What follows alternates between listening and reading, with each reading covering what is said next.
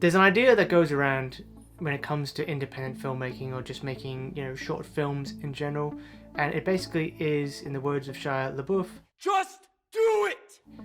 and I'm a big fan of that idea. Use what you have or what you can get. If you don't have budget, it doesn't matter. Rely on your ideas. Lean into the limitations that you have and make, the most of it. Make it work. And while I think that, certain things have to be up to a certain standard, like I think sound's very important, say for example, and I'd always want that to be as close to as best as it can be within your limitations, I think the idea holds a lot of truth and merit. And that's why the film I'm going to talk about today, 2015's Tangerine, is a great example of what you can do by leaning into limitations, by leaning into what you're good at, and focusing on the content and how you can best represent that in certain parameters.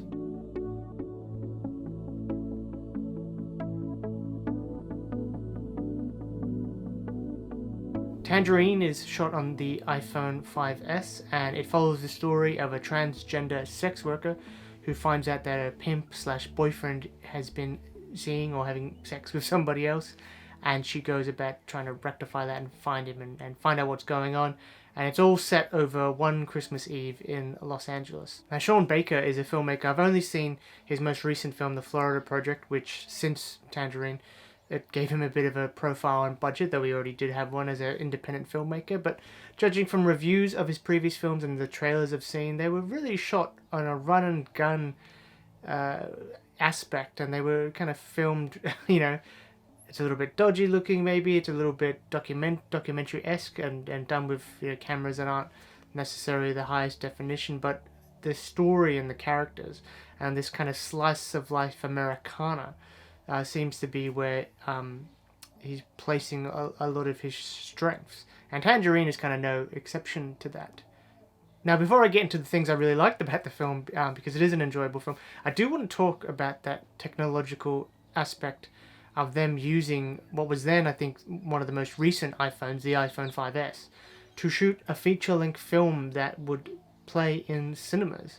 Now, Sean Baker and a lot of his crew, I imagine, come from that independent American film cinema world.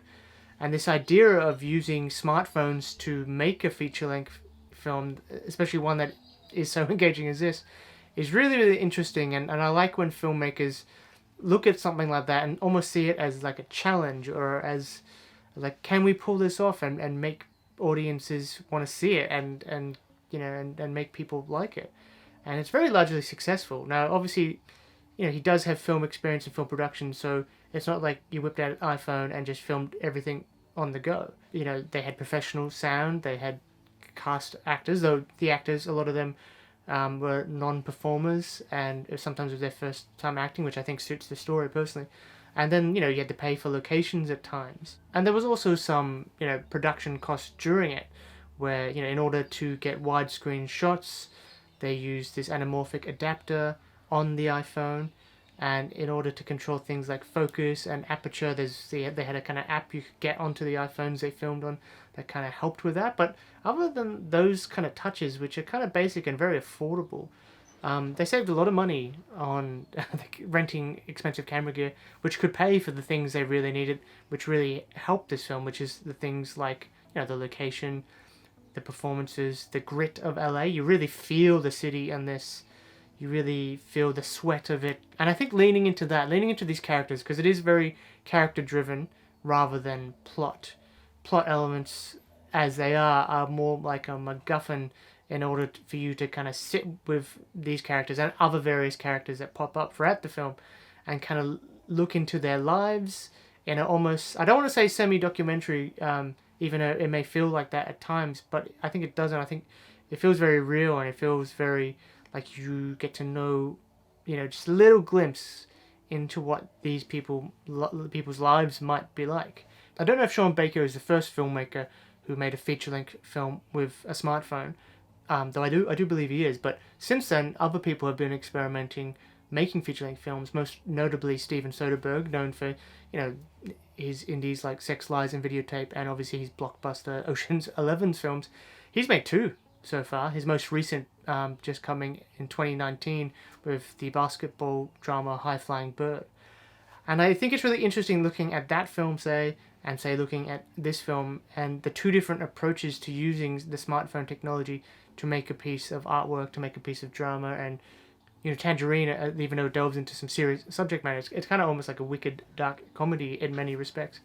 While High Flying Bird, Steven Soderbergh's iPhone film, is kind of sports drama esque, and it's filmed very differently. And I think that kind of goes to show that you can use this technology. It's a tool, and how you use that tool, and why you're using it, and the story you're telling. All these things fit in order to make what you want to make. And I think that's really important when people say, make with what you have. They're not necessarily, saying do it on whatever, though I think can be a vital piece of advice. But I think it's, look at what you have, write a story or make something, if it's not a piece of fiction, that fits into the mold of what you're trying to do. Maybe it can't be, the big thing that you eventually want to do, but you start within the limitations, within the parameters of what you have, and then you build up, I think.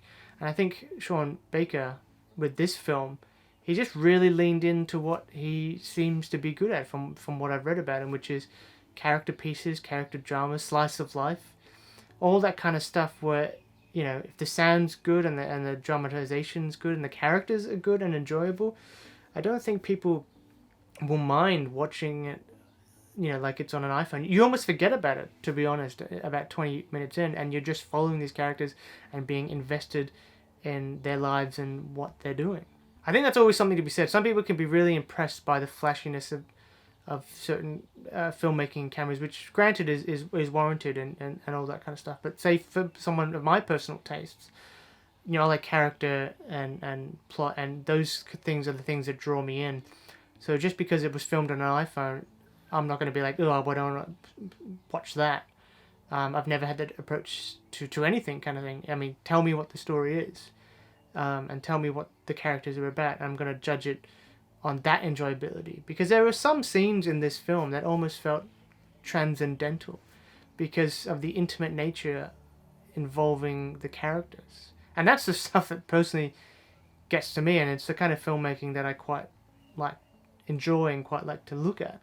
And kind of think about, because it's more thought-provoking to me than, say, like a giant, no offense to superhero films, because I do enjoy them personally myself, but they feel so far removed from me. Like, I've never been emotional about a superhero film, but watching this film with these, with people like these transgender sex workers, people that you would think their experience is very far removed from mine. But there's little moments and scenes where you can just, and I feel like this is the power of cinema and the power of filmmaking and video making and art in that way, is that you can connect with almost anyone, whether it be a transgender sex worker in LA who's just come out of prison, like one of the characters in this film, or a shepherd in, Tibet. I presume they have shepherds, but I think that's what it can, that's what cinema and film and that kind of stuff can do, whether it be fiction or a documentary or whatever it is. Same, it's storytelling.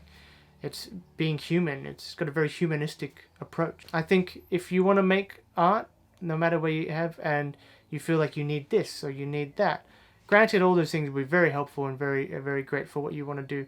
But if you're in a position where you can't afford those things, don't let that stop you from creating really great pieces of work. I think it's all up to seeing what you can do, to understanding what you have and what you're capable of, and then going from there.